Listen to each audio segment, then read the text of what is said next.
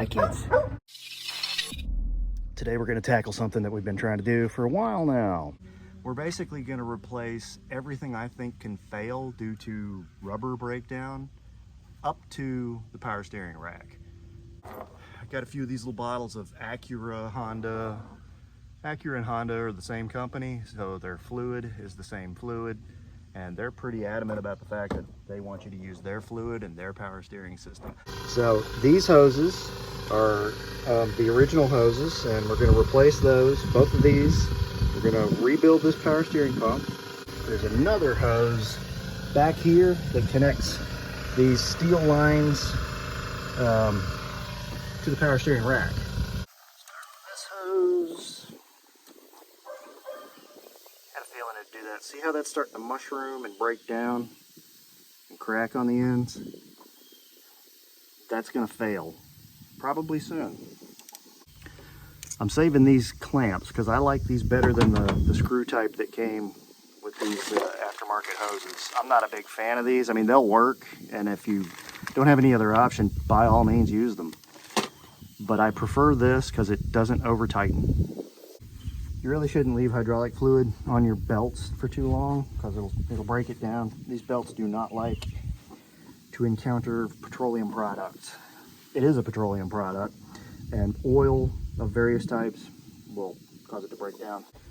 That clamp down there that hooks this hose to the steel line that runs back to the rack, for the rack area, is held on with a wire type hose clamp, 10 millimeter. We'll get that out.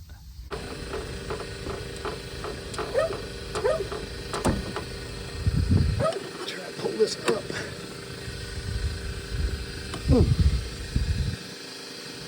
All right, there's both of those hoses off. Now, this whole rig can be pulled straight out of here. Hopefully we won't dump any fluid. See there? It all comes off in one piece. And we can get rid of that funky fluid. I don't know, run this thing through the dishwasher. Let's see. Next, I want to focus on the rebuild of this pump. And to do that, I need to get this pulley off. And that's a mother. It's really on there.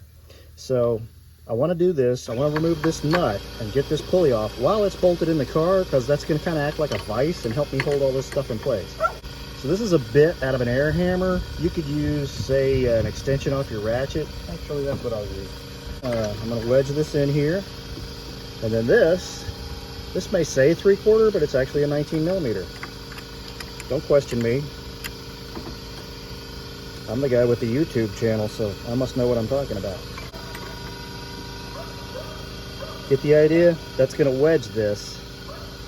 And now I've got the pump locked up where I can actually turn this nut and get somewhere.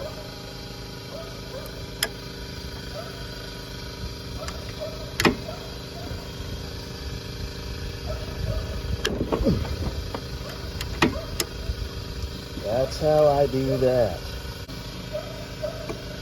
And that pulley's going to pop right off. And that's going to give us access to the seal behind it, and we need to replace that seal.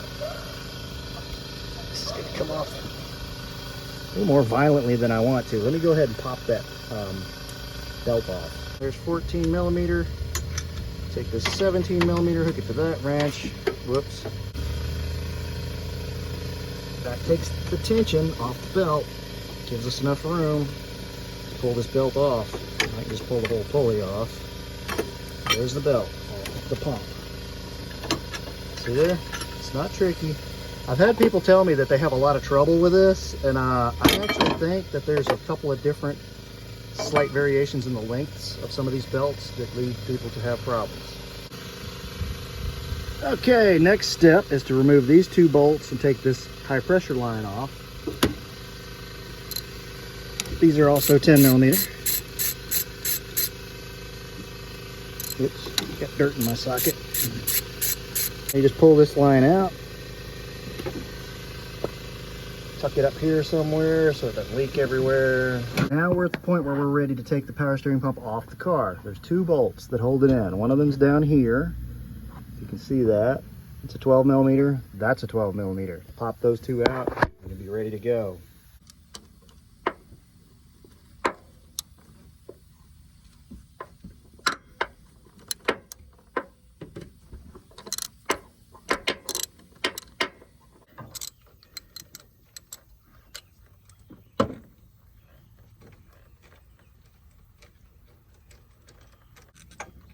Now, these two bolts the same size? They are, so we don't have to keep those straight.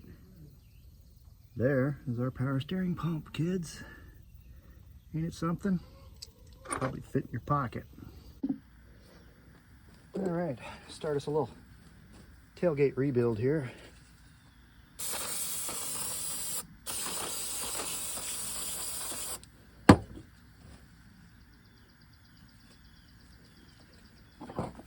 Scrub things up a little bit. This is a brush I picked up at the grocery store. That's as clean as we're gonna get it, guys.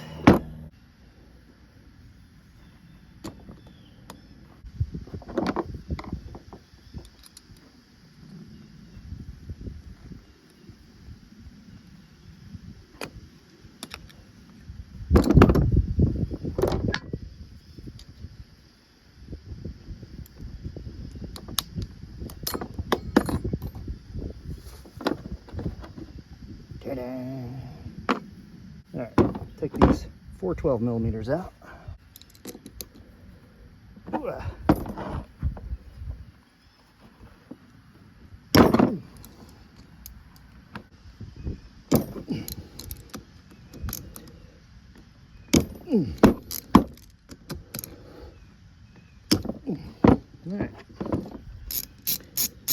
Now we're ready to start pulling and replacing seals. Let's remember which way this goes. This little divot is going to be on the same side as your plastic fitting.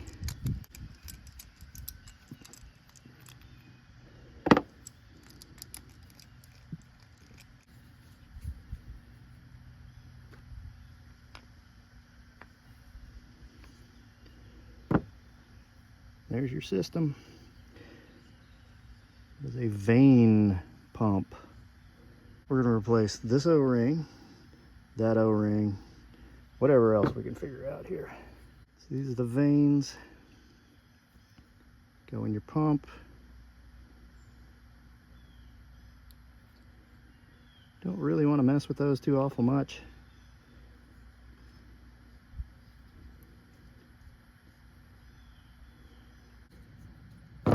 But I got to be able to brace it against something like that. Then I'm going to take this plastic end, smack on this. I'm using plastic because I don't want to damage this in any way.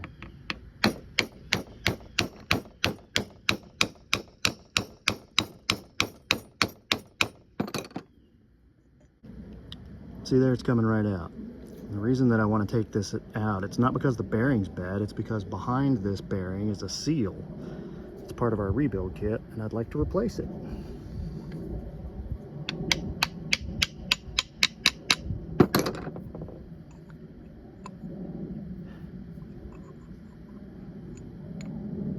There's that. This round piece here is being held against these vanes by a spring. You see that in there? So you can actually push that down. If you were to take this out, that spring would come out, because that's just how this little pump works. It's a vane system. I don't really want to take this piece out because if all these little vanes fall out, it's going to be tricky for me to put it all back together. It's not really tricky, but tedious. And there's that seal we were talking about. We're going to pull that, put a new seal in there, put all these new seals in the back, put that shaft back in. We should be good to go. Let's see what our seals look like. There's the biggest one. That goes right here, remember? Sometimes these kits come with more parts than you need, and they can rebuild multiple models of the same kind of pump. So that may be what we're running into here, because I don't see this particular O-ring anywhere. Sometimes these little O-rings look like they're too big for the channels that they're cut for, but they're not. You just got to hold one side and work it around till it pops in. Let's replace this little kidney bean looking whatever the hell that is. This one's not broken, but it's flat. Over time they start to flatten out like that. There's our new one. Here it is. Here's our new one out of our kit. Put that in there. Now let's put this cover back on for now. so that our vanes don't fall out and all that kind of fun stuff. Earlier we talked about making sure we get this put back in correctly.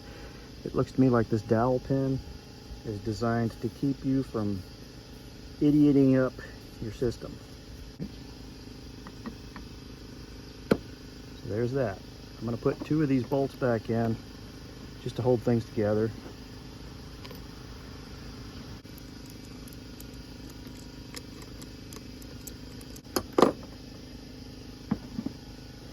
All right, now let's attack that seal, which is going to be this seal. Who makes this seal? KBN.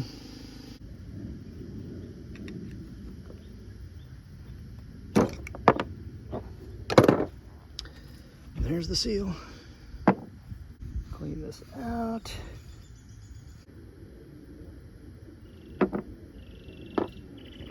To drive seals, I tend to use great big old sockets.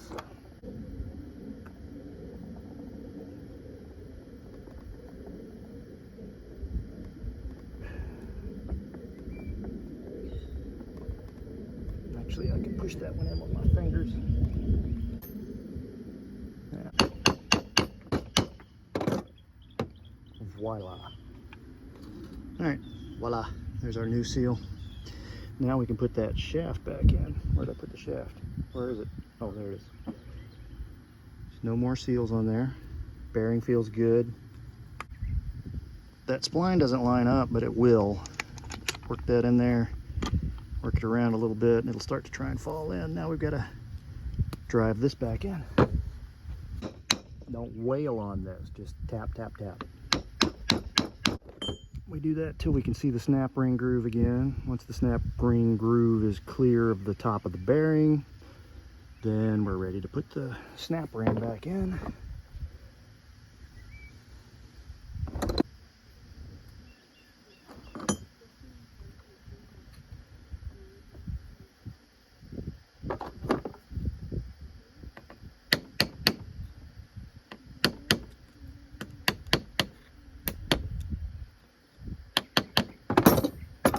Alright, there's the snap ring back in. Alright, let's take one more quick peek back in the back of this just to make sure nothing stupid happened. Yeah, see, I broke the end off of that punch. It ended up in my pump, so that would have been most embarrassing. Alright, the seals look good. Vanes are all where they need to be. Springs working proper. Let's put this little monkey back together.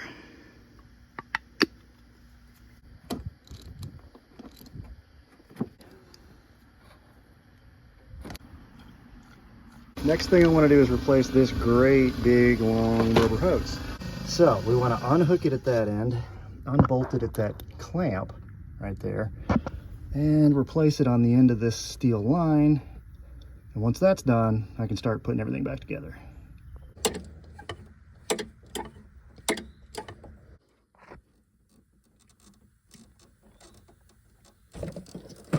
All right, that's that end of that hose. Next, gotta undo this kind of keeper strapper thingy that holds this hose to the rack.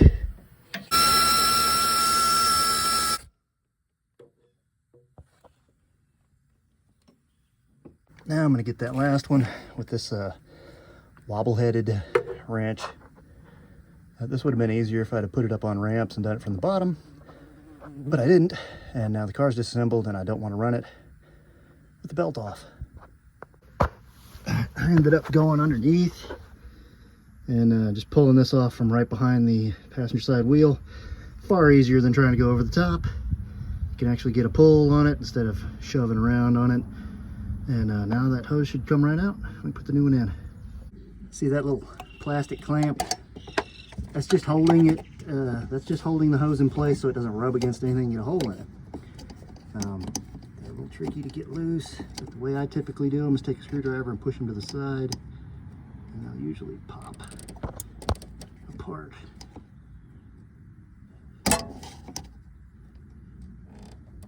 Like that. This is a Chinese aftermarket, and looks like it's going to work pretty well. The bends aren't perfect, but they're good enough. We can tweak this just a little bit and get it to get more of the 90-degree angle that that one has. This, we're gonna have to take this off of this old hose and put it on the new hose. And I guess that's where it's gonna go. That's strange to me. Probably has something to do with our manufacturing process. But for right now, let's get this over to here and get this hose back on the car. Pop this off.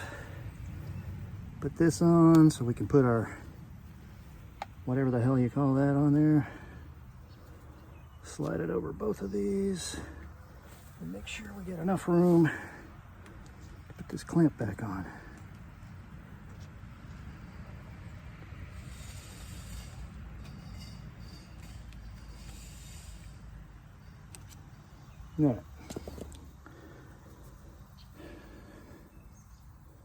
All right, that ought to work, kids.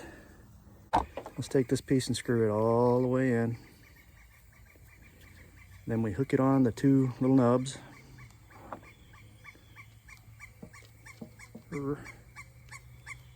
Dinosaurs. And you screw it back out.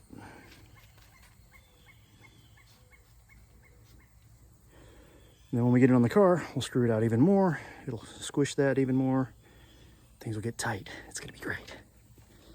All right, I'm about to get in y'all's way. That's how it went, right? Yeah, of course. Now it's good to go. Oh, ridiculous. Well, whoever that is back there yelling that I should have took this air box out and that would have made this a whole lot easier, why don't you shut up? Now I want to get those two white plastic keepers on top and then the metal clamp keeper on that end, and then we'll go underneath and hook that hose up to the bottom side. Whoever's saying this job would be easier if I took this bracket off, why don't you shut up? All right, that's that rear rubber line put in. Next we're gonna put in this pump. Pretty simple, pretty straightforward. Just 12 millimeter bolts. One goes in there, one goes in the bottom. Feel around till you find it. That's what she said.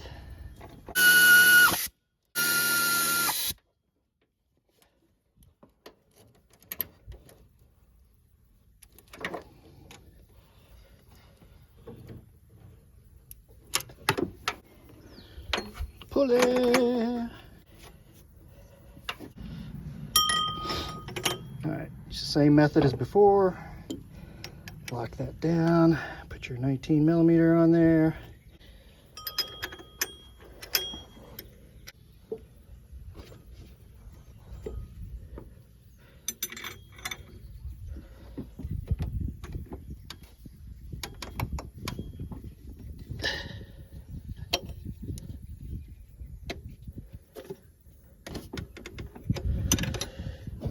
Now I want to give you a little pro tip.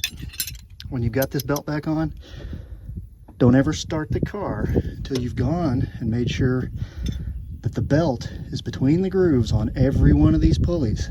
Because if it's not, when you fire it up, it's going to go and shred that belt, and you're going to get to do it over again.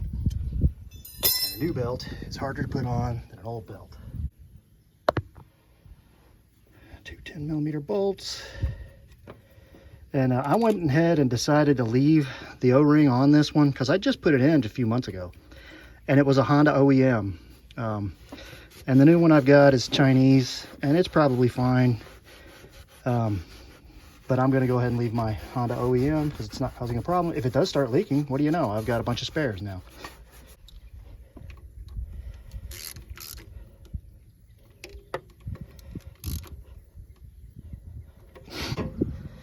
All right, so here's our new OEM Honda reservoir. It slides into that bracket. See that bracket?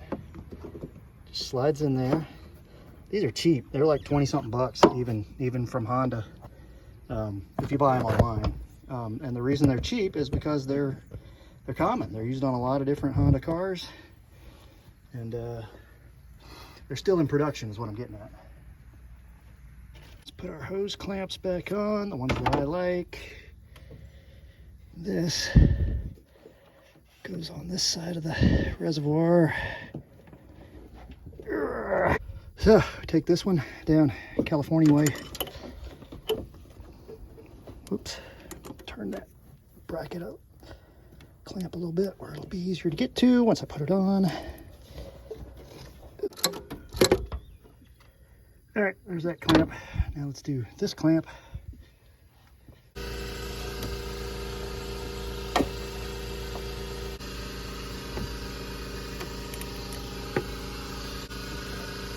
Next thing I'm going to do is fill the system with genuine Honda Acura power steering fluid and go looking for leaks.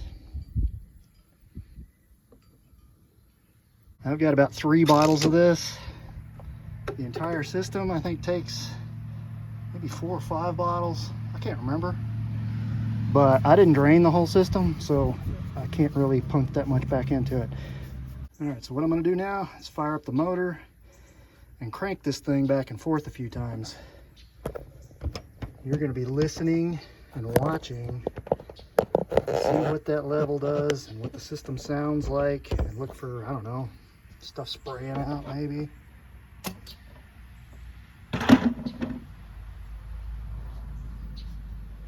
Let's give it a shot. Boy,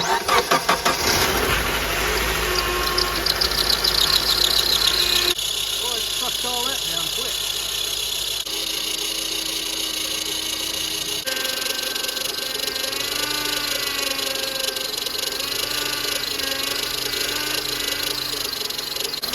It's starting to quiet down a little bit. What I did was I accidentally ran it dry because it sucked all that fluid out of there so quick. That's not good. You don't want to do that for long. Hopefully I didn't destroy the pump. Doesn't sound like it. Sounds like it's quieting up. Those little veins that I was showing you earlier, if those things run dry, they'll just gall the inside of the pump up, and then the pump won't make good seal. Now what you were hearing there is something we call running the power steering lock to lock, which is you run the wheel till it locks this way, then you run the wheel till it locks that way. Do that a few times, and that should push all the air out of the system back to the reservoir, and that'll vent it. So remember, kids, if you own a Honda Element, the oldest ones are into their 20s now, and it's time to start thinking about replacing a lot of those rubber fluid lines, like the brake lines and the power steering lines, radiator hoses, things of that nature, vacuum lines, heater hoses. Think of all those things. All those little rubber parts, especially if you live down here in the South like I do, they're probably rotten by now. If you go to Honda and have this job done, it's going to cost you a freaking fortune. All the parts, including a couple of OEM parts, all of that together was less than $100. So until next time, this is Clint Searcy saying, you can do this. I promise.